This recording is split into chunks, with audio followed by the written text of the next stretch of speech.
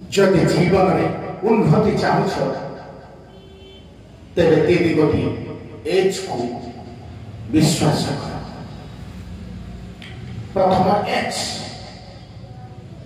तुमर हाथ हैंड जहाँ तुम हाथ में कार्य कर ताहाको परिश्रम कुआसाए। तेणु कठिन परिश्रम एवं द्वितीय एच हेउछि तुमर मुंड हेड बा मस्तिष्क। जितेबले हाथ एवं मस्तिष्क एकत्र कार्य करती ताको कुहा जाए दक्षता अनुभूति। When the hand and head work together, it becomes skill.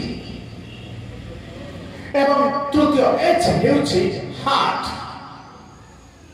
हृदय। जेतेबले हाथ मस्तिष्क एवं हृदय एकत्र मिसी कार्य करती ताहा हुए एक कला। When the hand, head and heart all work together, it becomes art. It becomes life art.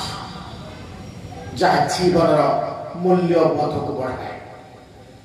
तेणु जेतेबले जे कौन कार्य करुछंती ए तीन गोटी विषय को ध्यान में रखंतु निश्चय सफलता पाइबे।